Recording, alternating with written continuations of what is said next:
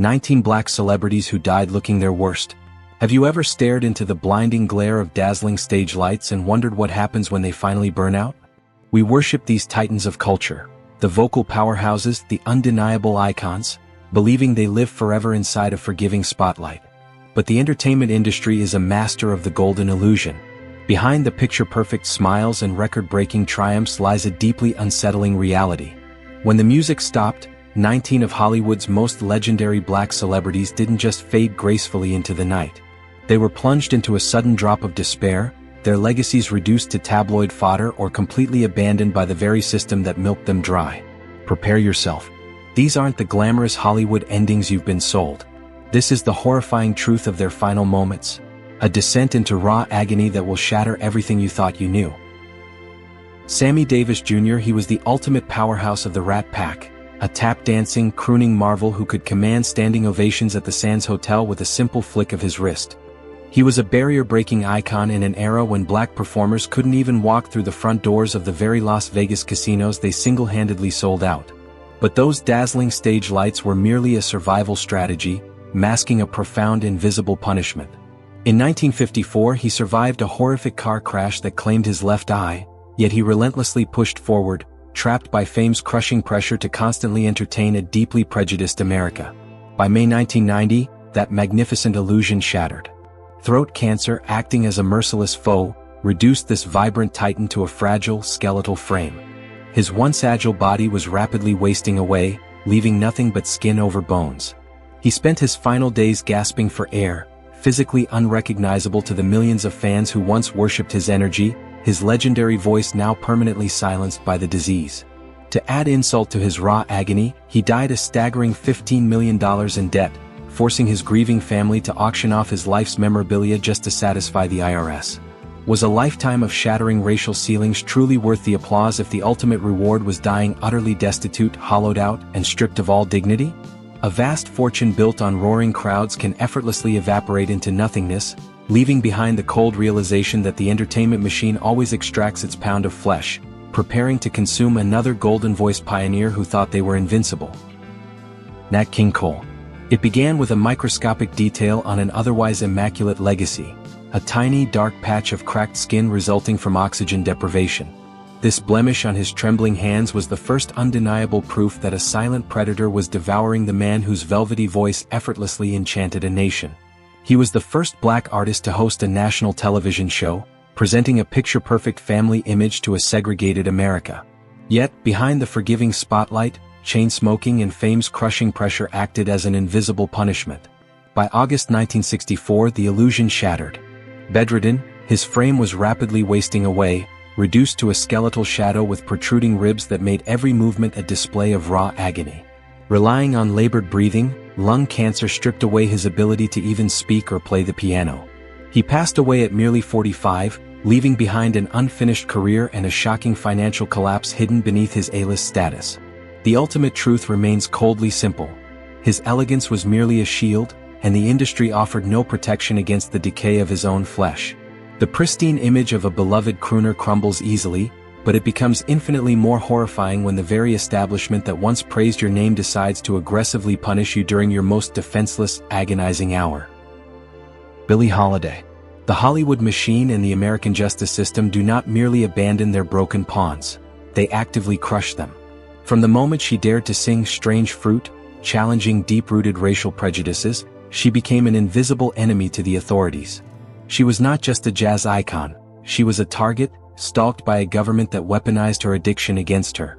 By July 1959, her magnificent voice was silenced by a merciless foe of liver failure and heart disease. Her once glamorous form was wasting away, her yellowed skin rough from botched injections, her limbs bruised, and her body reduced to skin over bones.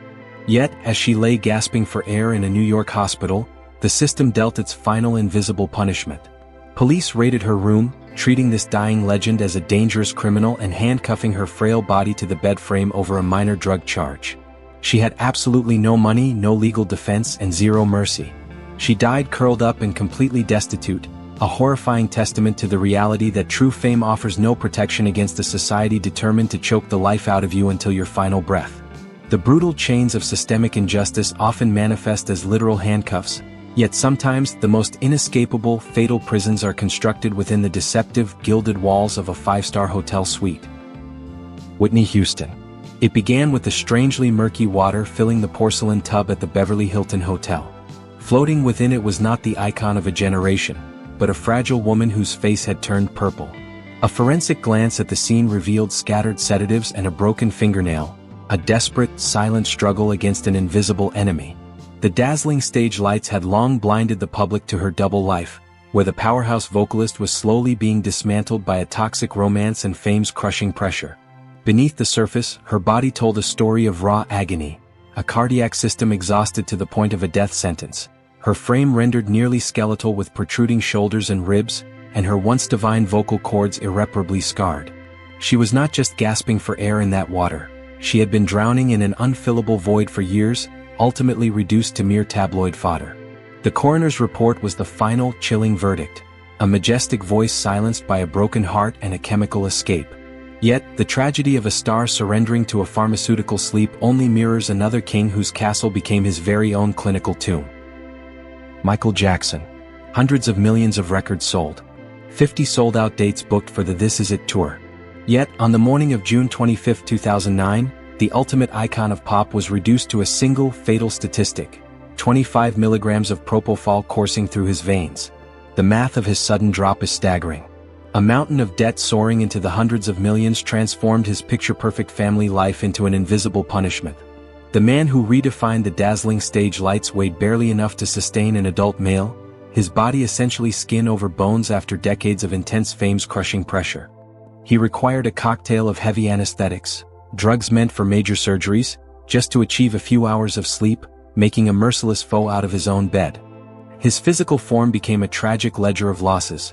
A nose deformed and held together by tape, skin permanently stripped of its natural pigment leaving him ghostly pale, and a wig covering a scarred, skeletal scalp. The earth-shattering secret was that the king was bankrupt in every measurable way, financially, physically, and spiritually. In the end, the ultimate cost of his crown wasn't paid in dollars, but in the chilling calculus of a human life zeroed out by a systemic need to keep the show going. Before a king can be destroyed by the very empire he built, another legend was violently erased not by the industry, but by the very bloodline that gave him life. Marvin Gaye.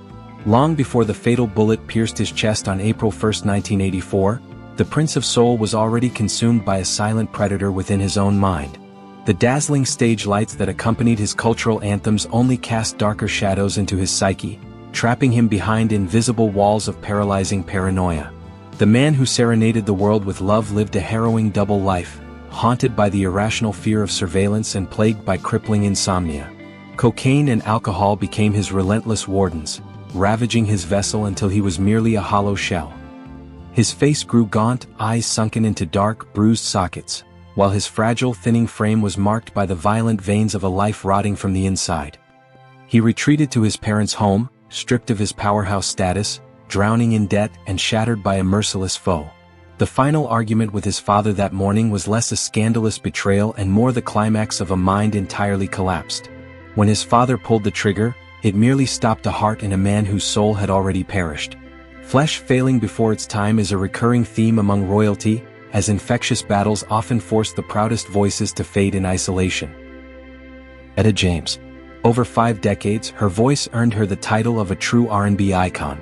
Yet, her final equation was a horrifying numerical countdown. By January 2012, a merciless foe of 5 simultaneous diseases, leukemia, hepatitis C, diabetes, kidney failure, and dementia, had mathematically dismantled the powerhouse. Her decline was brutally measurable. Ounces of hair lost daily until a slipping wig exposed a cracked scalp, limbs weighed down by liters of toxic fluid from failing kidneys, and countless unhealing diabetic ulcers multiplying rapidly across her skin. The raw agony was worsened by the 0% control she retained over her own existence. Stripped of agency, 100% of her finances and medical choices were surrendered to court-appointed guardians. The illusion shattered when the woman who once commanded massive arenas was confined to a single bed at Parkview Hospital, unable to compute her family's faces. Fame's crushing pressure yields zero dividends when the final calculation leaves a lifetime of brilliance entirely bankrupted by physical decay. This clinical stripping of power seamlessly bleeds into another downfall, where an empire of rebellious funk dissolved into a quiet, chemical-soaked oblivion. Rick James. Focus on a single, matted braid resting against a bloated, gray cheek. This brittle strand once belonged to a revolutionary icon, the very king of funk whose rebellious flair dominated the 1980s. But examining the forensic scene on August 6, 2004, reveals a horrifying, earth-shattering secret. The man who crafted global dance hits had been reduced to a medical nightmare. His autopsy uncovered a staggering 9 different substances flowing through his veins, a lethal cocktail of meth, cocaine, and antidepressants that acted as a merciless foe. His body was visibly wasting away. The skin was an ashen gray dotted with severe red sores, physical evidence of heavy, prolonged abuse. The once vibrant powerhouse now possessed the frail, hunched skeleton of a 90-year-old, his hands plagued by uncontrollable tremors despite being only 56. Following a string of assaults and kidnappings that turned him into tabloid fodder, the industry enacted an invisible punishment. He was completely shunned, his immense wealth evaporated by relentless lawsuits. The ultimate truth is brutally cold. The legendary rebel did not fade gracefully into musical history, but merely expired in a small apartment as his own exhausted heart finally surrendered to decades of toxicity. A self-inflicted chemical decay slowly anchors a man to the shadows. Yet, destruction can also plummet violently from the heavens, transforming the dazzling stage lights that elevate a brilliant titan into the heavy iron trap that permanently shatters his spine. Curtis Mayfield. The ending is a portrait of raw agony, a frail, skeletal figure trapped motionless in a Georgia hospital. By December 1999, his gray, cracked skin was riddled with bedsores that bled whenever nurses simply changed his sheets. A brutal battle with diabetes accelerated his wasting away, leaving his eyes completely lifeless. This agonizing decay was the horrifying aftermath of a brutal sudden drop. Flashback to his prime, and he was the absolute powerhouse of the American civil rights movement. Through timeless anthems like Superfly, his brilliant voice boldly ignited an entire generation. He stood invincible under the dazzling stage lights, a revered icon at the zenith of his creative supremacy. Yet, on a fateful August night in 1990, a sudden gust of wind at a Brooklyn concert caused a heavy lighting rig to plummet, mercilessly crushing his spine at the C4 and C5 vertebrae. In a split second, the majestic architect of soul was paralyzed, wholly dependent on others just to breathe. It poses a chilling speculation on the fragility of human existence. One moment you lift the world on your shoulders and the next, the very sky collapses to break yours. A shattered spine physically trapped one visionary within the suffocating borders of a medical room. Across the Atlantic, a completely different type of invisible cage forced another rebellious warrior to draw her final breath in permanent exile. Nina Simone. The entertainment machine ruthlessly devours its revolutionaries. From the very beginning, the industry weaponized this powerhouse of soul for profit, eagerly capitalizing on her anthems while entirely ignoring the systemic blade cutting into her psyche. She was a warrior forced to carry the crushing weight of a generation's trauma. Yet, when severe bipolar disorder and schizophrenia fractured her mind, the society that once worshipped her brilliance swiftly built invisible walls around her. The fear of stigma and her erratic, desperate outbursts caused record labels and fans to completely abandon her. By April 2003, exiled in a small French seaside apartment, she was wasting away from late-stage breast cancer. The raw agony of her physical form was horrifying. Her iconic thick hair was gone, exposing a cracked scalp. Her cheeks were unnaturally swollen from heavy medications. Her lips were bleeding and pale. She died in utter isolation, discarded by a world that loved her voice but refused to heal her mind. It stands as a chilling warning. The forgiving spotlight demands everything, leaving only a hollow, discarded shell when your usefulness finally expires. The cold silence of a forgotten exile is deafening, yet it is soon swallowed by the suffocating acidic fluid drowning a rock pioneer across the English Channel. Jimi Hendrix. I am the silent mattress inside the Samarkand Hotel. On a damp September morning in 1970, I absorbed the final shivers of a god. I had felt the weight of many, but his was a suffocating mass of fame's crushing pressure. This was the man who transformed the guitar into a revolutionary weapon under the dazzling stage lights. Yet here, the earth-shattering secret was laid bare. He was utterly broken by addiction and loneliness. As night fell, a lethal cocktail of red wine and barbiturates spilled onto my fabric. I felt his once electric body twitching in raw agony. His skin, a ghostly pale gray, pressed against me, marked by bruised needle tracks. His iconic afro was completely matted with cold sweat. I felt the sudden convulsions as he began gasping for air, choking unconsciously on his own fluids. His chin was stained with white foam, his sunken eyes half closed and swollen. No roaring crowd was there to save him. Only my indifferent springs witnessed the rock pioneer slip away at 27. The legendary hands that commanded fire grew entirely stiff, leaving me to hold a lifeless shell. When a fiery soul is extinguished, the instrument it leaves behind remains forever silent, its strings waiting for a master who will never return. A lonely asphyxiation in London tragically sets the stage for a bloody, chaotic motel floor in Los Angeles, where another sovereign of music met an abrupt climax. Sam Cooke. A single, fatal decision, choosing to step into the Hacienda Motel on the night of December 11, 1964, triggered an earth-shattering secret that permanently erased the undisputed King of Soul. He was an absolute powerhouse, a towering icon whose magnificent voice demanded justice for a deeply fractured America. But beneath the dazzling stage lights, a chaotic whirlwind of financial disputes and tangled romances created a lethal vulnerability. The ripple effect of accompanying a mysterious woman spiraled into a violent frenzy, ending with a motel manager's bullet tearing straight through his heart. When authorities hastily closed the case, it generated decades of tabloid fodder, leaving behind a legacy tainted by unanswered questions and chilling speculation. At merely 33, his physical form was already wasting away under fame's crushing pressure. The man discovered bleeding out on the floor in only a jacket was a tragic departure from his immaculate stage persona. His face was entirely ashen, his skin dangerously dull, and his deeply sunken eyes revealed a soul completely starved of rest. His once sleek hair was now brittle and short, his teeth heavily stained, and his hands calloused from a relentless, exhausting hustle. One impulsive step into the shadows violently extinguished a golden voice. The profound cruelty of a single misstep dictates a harsh reality about human fragility.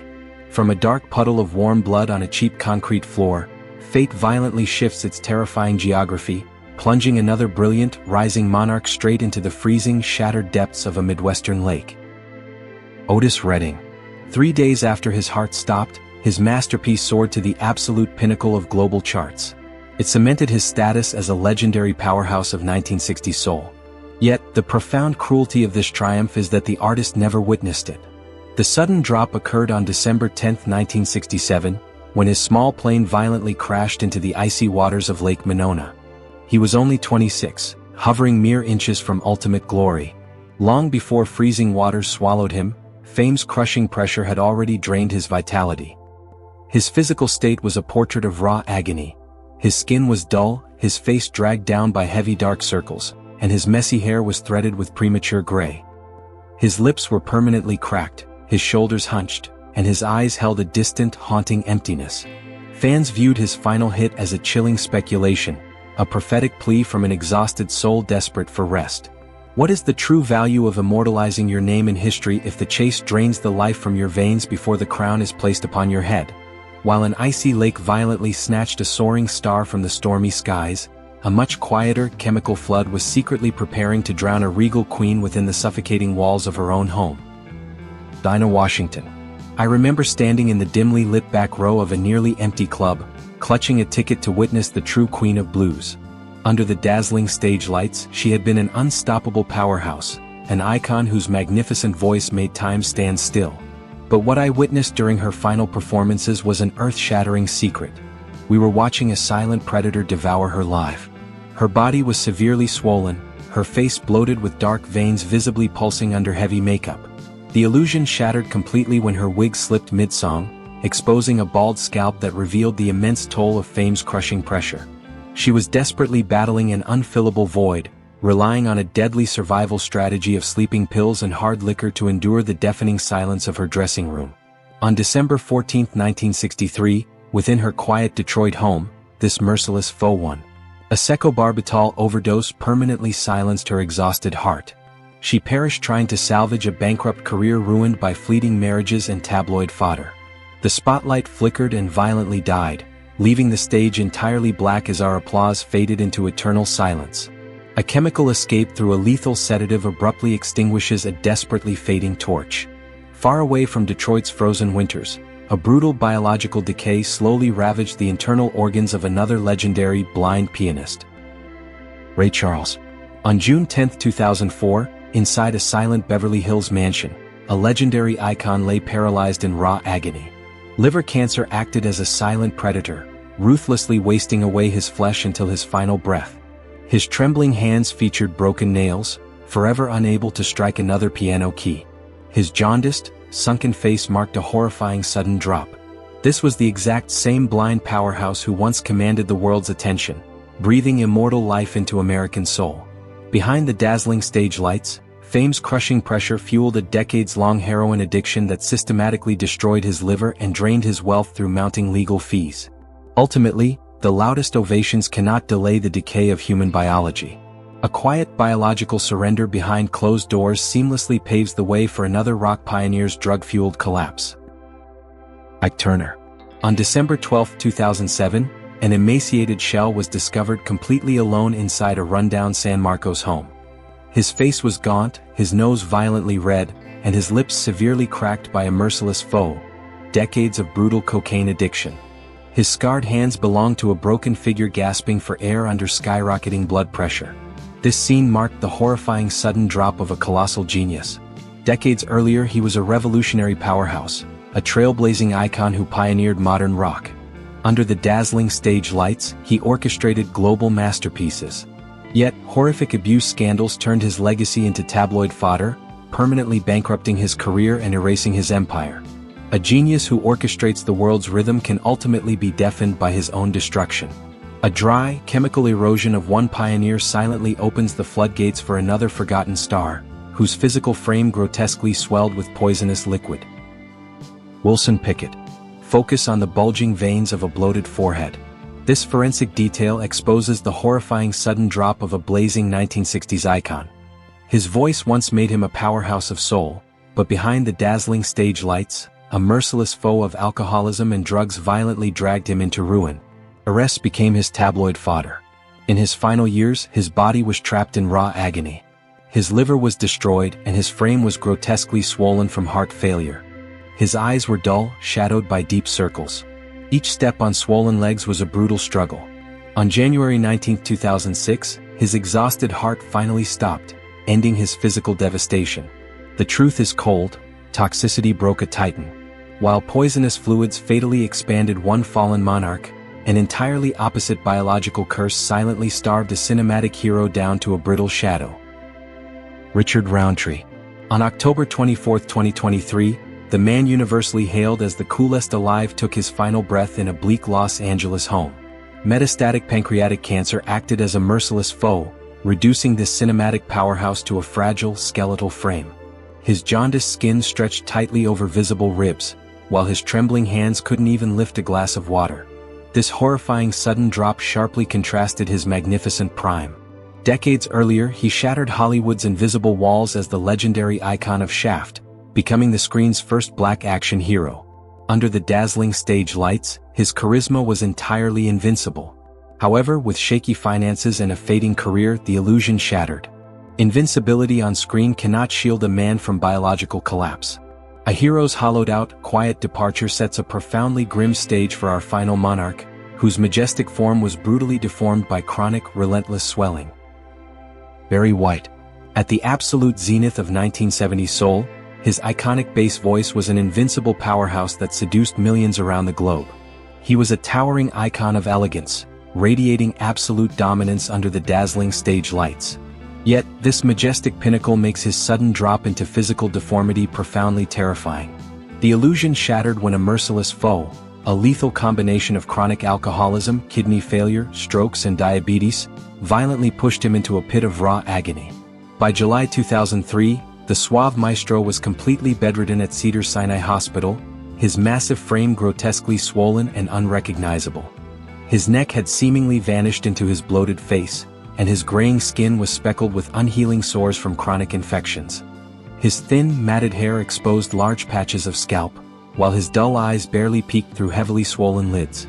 His finances were entirely drained, and his former glory was a distant memory. What is the true value of musical immortality when your final days are spent trapped inside a disfigured, failing vessel? You have just witnessed the 19 most devastating downfalls of Hollywood's greatest black icons. Beneath the dazzling stage lights, these once invincible powerhouses were ultimately crushed by a merciless fate. The illusion shattered, proving that fame is never a reliable shield against raw agony. If these chilling stories changed your perspective on the price of stardom, drop your thoughts in the comments below. Subscribe to our channel as we continue exposing the terrifying truths hidden behind the entertainment world's golden curtains.